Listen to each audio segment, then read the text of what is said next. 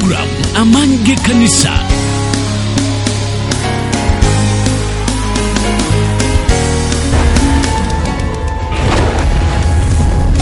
Amafuta agachusa. Moyo motoko vuchara, moyo motoko vuchara, moyo motoko vuchara, moyo motoko vuchara. Prayer apple to work because everybody likes prayer. Chali no musacho, chali no muwaro, chali na bantu, chala. Yasimbe kanisa amwitani katonda ngiraba ngizimbe kanisa yange kulwazi runo namanya agema gombe tegali kinyenya imiriro gamendi wewawo. Ekutusi wako Bishop David ne Pastor Cindy Kiganda okuva mu Christian Focus Center Mengo Kisenyi Eroshuan Kiganda Zone. Kiganda, Rakai, Sembabule, Lyantonde, Masaka, Mubende. Kingdom FM is Sani Kidezinayo. Olukungana rutuse okukunganya gwaga okusabira wamo Katonda mwasinkanire gwanga National Prayer Day etuse eyorekedde nga tumalako omwaka Nakivubo Stadium wetugenda okunganira Mukama alina ekigambo kyawadde Bishop David Kiganda wamu ne Mamisinde tosubwa.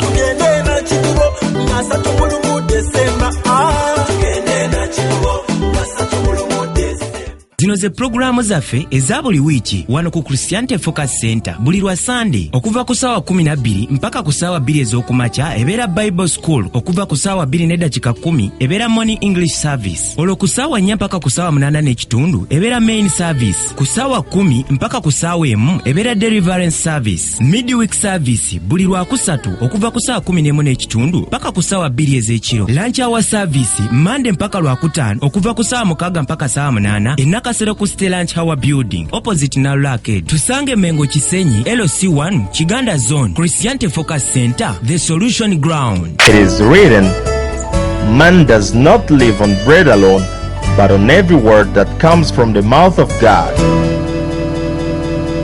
So get ready for a life transforming message today by the anointed servant of God, Bishop David Livingstone Kiganda. May God bless you abundantly as you're following. Wasibu bubaka wa Bishop David Kiganda kuruli oba wabusingana wakati. Jagala kwogera ku ekyo kyempise qualified for greatness. How do I qualify? Nsobola ntya okusaanira?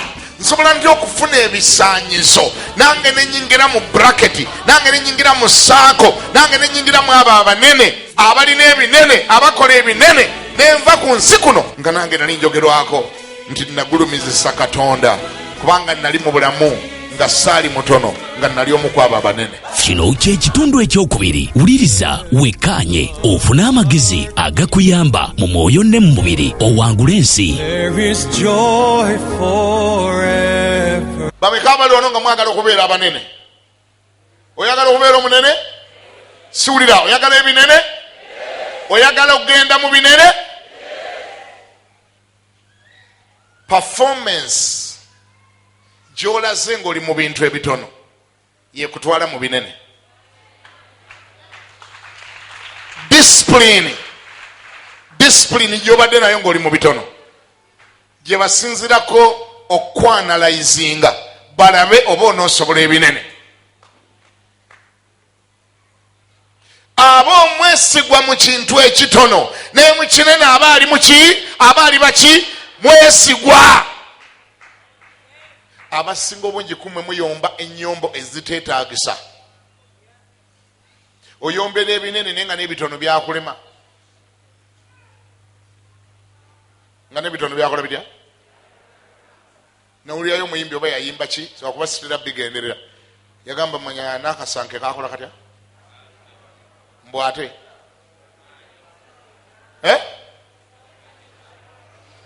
Nga baleeta bwekaniikirira baleete nganga gy'oba omanya. Simanyi owulira embaga eri awo. Mbu nga naye akasaake kakola katya? Nze mbuuza nga tonnakaayanira binene nnyo, nga tonnakaayanira nganga, akasanke ke baleeta wakamaanya otya? Nga tonnakaayanira binene, obuvunaanyizibwa bwe basembayo okukuwa obwali obutono wabuhandolinga otya? nga tonagamba Mukama ndeeta mu bintu ebinene ebitono wabikwata otya? Mukyaliyo ntandika okubuulira gye muli ntandike nga Mukama tanakuwa nnyumba eyakalina ey'emiziga ebiri gye yakuwa yo nnyonjo. Gamba ntandika okubuulira. Oyagala yakalina sooka okebere mwene ey'emizigo ebiri gye yakuwa. Nabbubi oyo ali awo waggulu akolawo ki? Amagumba agali wansi w'ekitanda gakolayo ki? Ebisenge by'abandi bye baakuwa nga baabikuwa bya cream, baakuwa ennyumba nga ebisenge bya cream, kaakati bya bulaaka. Wabula naawe osaba kalina, ayi Mukama ojja ompeeyo kalina, Katonda gwe okikola, kabeera kyo kikole, onsiitula nga ntwala gweri. Mizigo ebiri gikulemye nga nkuwa kalina, oyagala kufa?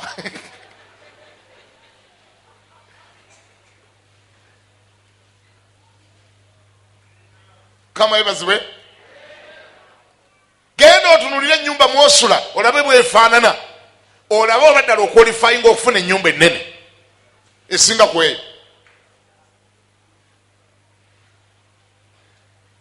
Katonda yakuwa ka ipisamu, bakayita batya?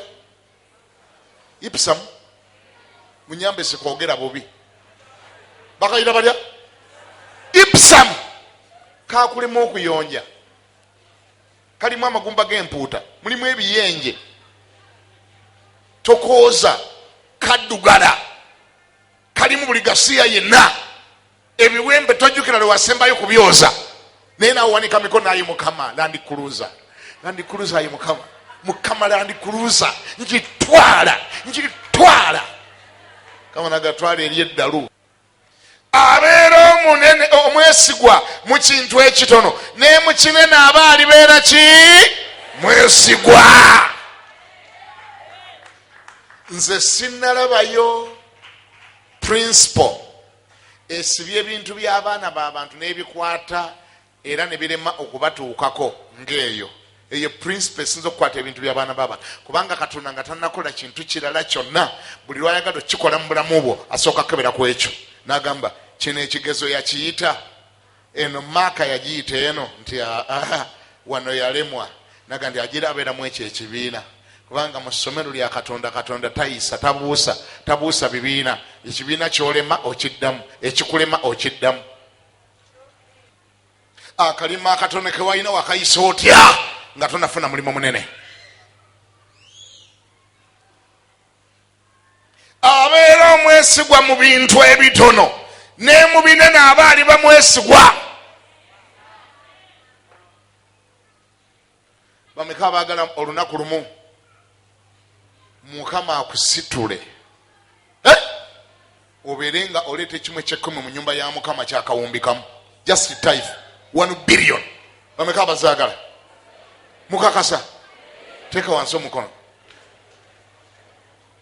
Kozi omuntu waleetera akawumbi akamu as tithe aba afunye sente mmeka?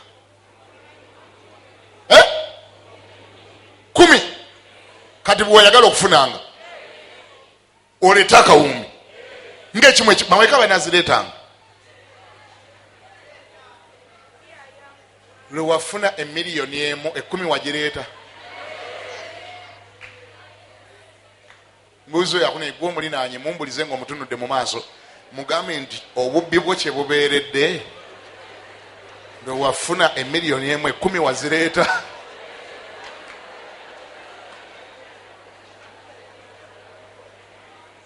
Atunula atya? Atunula nga yazireeta.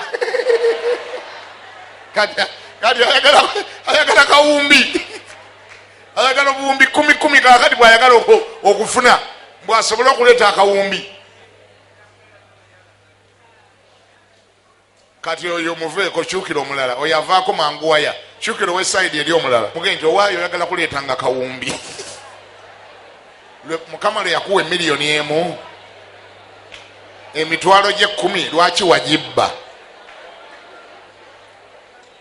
Nange njagala oleetenga kawumbi, kubanga Katonda ebuwumbi 10 obukuwasibwa ebumubuze kyatya kwe kukufuula omubbi ate omukugu ennyo. Mukyaliyo wangi Katonda ekiniyo kakyatya.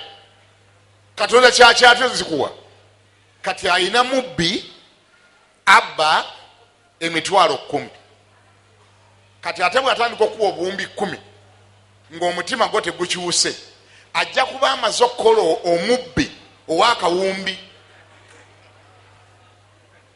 Kati alabanga waakiri agumikiriza gwe omubbi waki ow'emitwalo 10 kuba he's worried to make a thief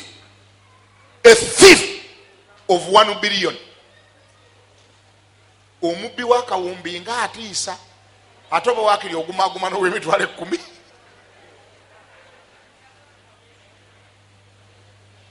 Mukyali eyo sikyabawulira, mukyali eyo muteekwa okusirika.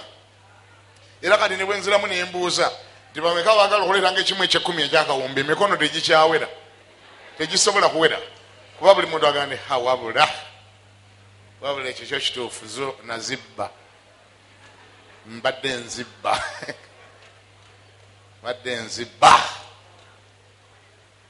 God has no problem. Katonda talina kizibu kyonna kukuwa magoba gonna.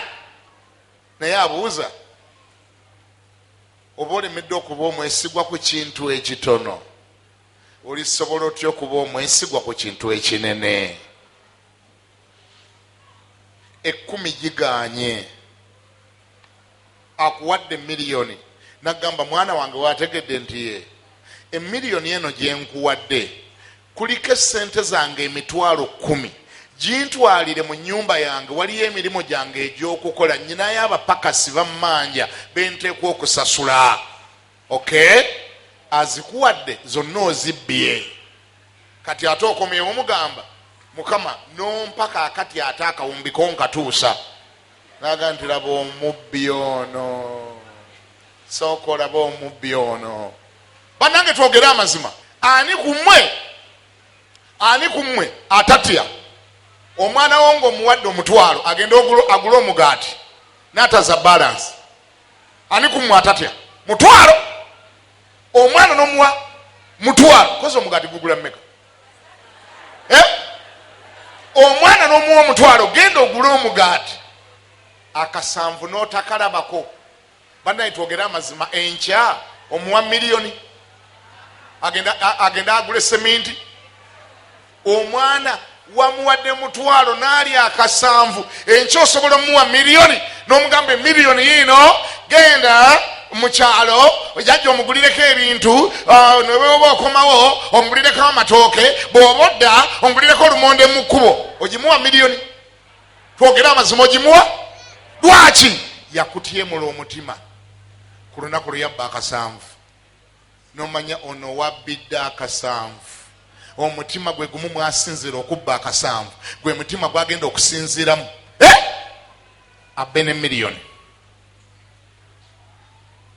Ani kumwe atatya ng'ebinusu ebyabadde awo ku mmeeza tobirabawo, naye nga mu nnyumba mu kisenge omwana yekka yayingiramu? Binusu bunusu, si ye kapito yo, siko weesigamye. Ani atatya? Ani addamu n'aleka ekisenge nga kiggule n'oganza omwana nga wayagala wayingirirayo, ng'ebinusu ebyali ku mmeeza tobiraba gye byalaga, n'oga wayagala wayingirirayo? Golosa bwabba ebinusu asigadde kubba ki? Tasigadde kubba kyapa wangi, tasigadde kubba kyapa. Abba sente mu nsawo yo, abba sente mu nsawo yo. Gwe ngoga mwana wange ono bwana ono bannange, omwana ono bayakuladde kale mu nsawo muno mubeeramu sente, naye olusigenda okulaba nga teziriimu. Wali omuzadde ayogera bw'atyo okujja nga naye omuzadde naye waya. Wali omuzadde atatya sente zabadde mu nsawo toziraba, mwazibbye. Kati ng'olekaawo miliyoni 10 tajja zisokola.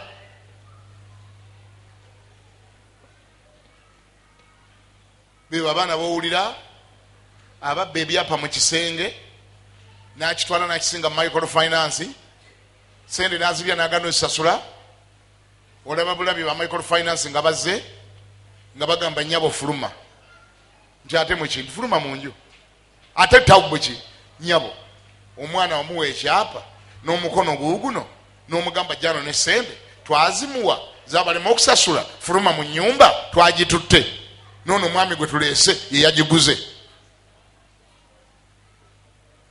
Lwaki? Kubanga yatandikira ku buntu obutono. Buli muzadde atya nnyo ng'omwana we atandise okukola akantu akatono kubanga akatono ke kaba kagenda okuvaamu ekintu ekinene. Kyobula ne bwakusooza obusooza omuzadde alina amagezi omwana ne bwakusooza, you don't leave that stone unturned. You don't want to tolerate that kubanga okimanyi nti ekinava mu kusooza ajja kusimba luyi. Bwakusooza nogana na mwana ono bana mwana ono omwana alinga kitaawe n'ekitaawe nno bw'atyo bwe yansoozanga.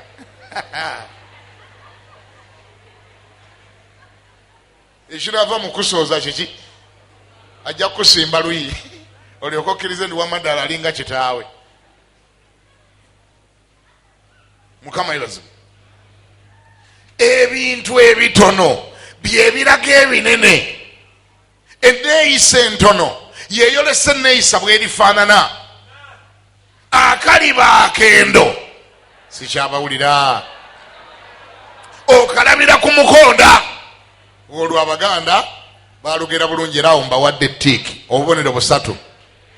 Balinamu ze baagera ze sitegeera naye olwo baalutuusa nti akaliba akendo sikyabawulira. Okalabira ku mukonda. Akaliba akabbi mukyaliyo obanga akaliba akendo bakalabira ku mukonda. Akaliba akabbi k'ekimu eky'ekkumi ekyakawumbi bakalabira ku ki? Kana okamba veeko bajja kunyiiga kanzire kubenda batamala ganyiiga wamma mu abeeno. Obanga akaliba akendo bakalabira ku mukonda, akaliba akabbi k'ekimu eky'ekkumi ekyakawumbi akalamba bakalabira ku ki?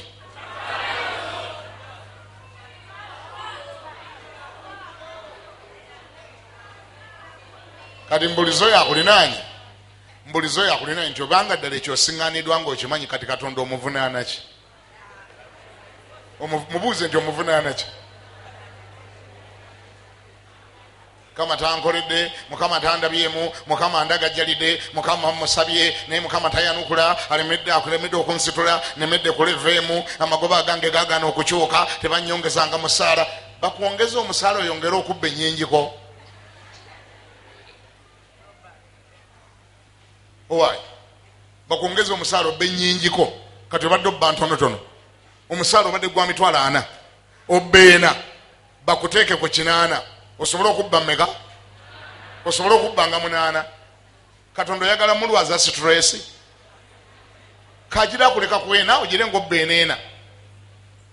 Alemererwa okuba omwesigwa ku kintu ekitono naye ku kinene aba taliba. Abeera omubbi ku kintu ekitono naye ku kinene aba aliba mubbi. Yongera omumbulizo oyo owesaidi endala nti kati ate obanga naawe okimanyi ekyo kati Katonda omubanja ki omuvunaana ki?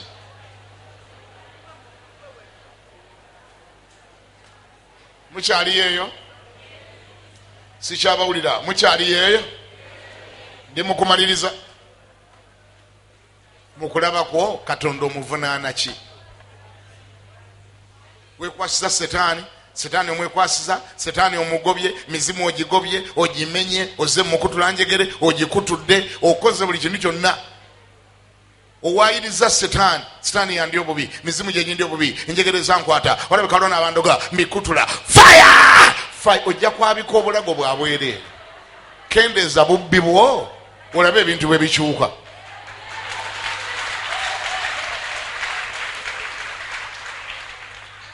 Otherwise, mpuliriza, as far as promotion is concerned, ebikwatagana n'ogenda ku mu maaso biri mu mukono gwo. Katonda talina business naawe, talaba bwakutwala mu maaso ng'olemeddwa okubeera omwesigwa ne ku bintu ebitono by'atadde mu mukono gwo. abo bawulira bakuba engalo be beenenyeza. Mukama yebazibwe. Oyagala ebinene nga tonnagendayo mu binene. Akuuma nga bwe kiri nti abajja mu focus, akuuma akabakebera ke bayitamu ke kali kolaba aka security kakali bakayita security metal detector bwe bakayita. N'akuuma akatwala abantu mu bunene naddala abanene mu Katonda. Sigamba bali abanene b'omusa bagenda mugeena, ngamba abanene mu Katonda abayingira mu bunene. Akuuma ke bayitamu okuyingira mu kizimbe kye bayita bunene, akuuma kaakano wano bakayitaani, bakayita Luka 16:10 ke kuuma moyita. Kati bambi abamu bagenda okukayitamu ne kakaaba, abamu bagenda okuyita mukana akuuma ne kakola katya, bakayitamu mbagala genda mbunene. Ayi Mukama ngenda munene erwairo nyingira agenda okukesoseka mu ati akuuma ne kajja nga kalingaga omubbi wuyo, omubbi tomuyingiza ayajja kubba nnyo.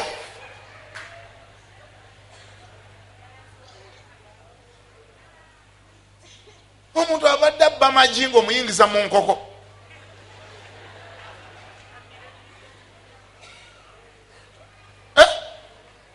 Omuntu omukyaziza mu ddiiro lyo n'omuyingiza mu kisenge, manya mu ddiiro omukyaziza mu ddiiro n'omulekawo eddakiika 3 nabba dividi 4, kati ng'omuyingiza mu kisenge ndiwumuliraho wano abajja kubba mu faliso.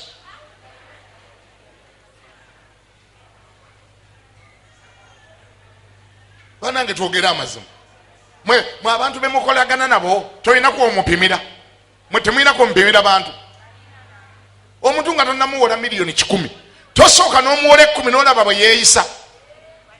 Nagamba nziza enkya ku ssaawa 9 n'ogamba okay ziizo.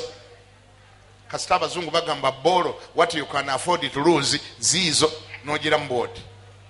N'olyoka olaba olubadde olunaku lw'enkya bwe lufuuka ewiiki, n'olaba erubadde ewiiki bwefuuka 2, n'olaba amasitoole gonna n'agawoza n'agamalayo.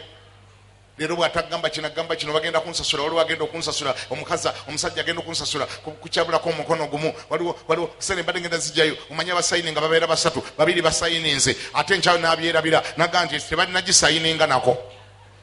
Noganda bw'omubbi ono mwe bwe mba mukolagana n'abantu temulina ngeri gye mubapima noga nti ono nno alabika yakula bw'ati, kino kimutabula, bwe mukwasa kino kimutabula, kino tekimutabula. Temwina ngeri gye muba gwe tolinaayo mikwano gyo gy'ogamba nti oyo bwe mba muwola nkoma ku mitwalo 3 naye nga ne miliyoni ogirina, nga ku miliyoni bw'aginola ogiramu nogati gundi lindako. Lwaki? Kubanga bwe wamuwa 5 gamutabula. Tembalina lwaki olowooza ndi Katonda yatabalina? Sisobola kwogera byonna bye naze kwogera lwaleero. Bw'oba yagala obbiwulira jangu essande ejja. Mukama bampeera omukisa. Tekagula omukono gamba nti ayi Mukama ansaasire, neesibye nzekka emiguwa, kituufu wampita okufuuka omunene, era eyo eggoolo yange, era eyo gye ndaga, naye obunene bwange nze mbulemesezza, nze mbulinnyemu eggere. Olw'ensonga nemereddwa okuba omwesigwa mu bintu ebitono. Nsaasira Mukama, nemekulabika nga aweebuuka, nemekulabika nga yeetonda, nemekulabika nga nze neeteekawo, naye nkuwa ekitiibwa mu mbeera zonna, mu nnaku zonna, mu ssaawa zonna. Nsaasira Mukama olw'okulemera okuba omwesigwa ku bintu ebitono byontaddemu, byompadde n'ebyo byonfudde. Siggo nnemesezza okutuuka mu binene byensabira. Nze kennyini, nze neeroze nzekka, tewaliyo na muloga andoga, tewali na andoga, nze neeroze nzekka. Neenenya olwaleero olw'eddogo lye neeroze, era ndyekutulako, era ndivaamu, era ndikutulakutula, era neenenya okuva mu bubbi obw'ekimu eky'ekkumi, neenenya okuva mu bubbi obw'ekimu eky'ekkumi, kubanga mbutegedde ti nze gwe bulemeseza okugenda mu maaso.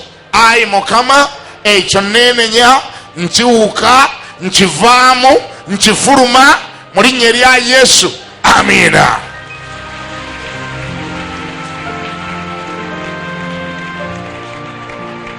Weebale kulaba program Amaanyi g'Ekkanisa ne Bishop David Kiganda okuva mu Christianity Focus Center Mengo Kisenyi, girindirire ku Saturday ne ku Lwokutaano wano ku UBC Woka.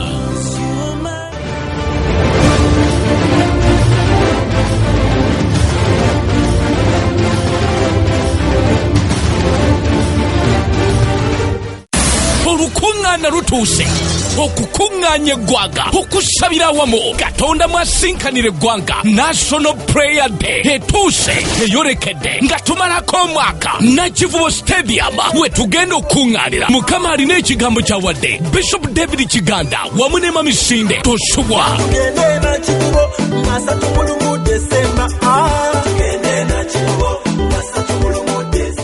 Zino ze programu zaffe eza buli wiiki wano ku Christianity Focus Center buli lwa Sunday okuva ku ssaawa 12 mpaka ku ssaawa 2 ez'okumakya ebeera Bible School, okuva ku ssaawa 2 n'eddakiika 10 ebeera Morning English Service, olwo ku ssaawa 4 mpaka ku ssaawa 8 n'ekitundu ebeera Main Service, ku ssaawa 10 mpaka ku ssaawa 1 ebeera Deliverance Service, Midweek Service buli lwakusatu okuva ku ssaawa 11 n'ekitundu mpaka ku ssaawa 2 ez'ekiro, Lunch Hour Service Monday mpaka lwakutaano okuva ku ssaawa 6 mpaka ssaawa 8 Kasero ku Lunch Hour Building opposite Nalula Arcade. Tusange Mengo Kisenyi LC1 Kiganda Zone, Christianity Focus Center, the Solution Ground. Kiganda, Rakai, Sembabule, Lyantonde, Masaka, Mubende. Kingdom FM is Sani Kidezi Nayo.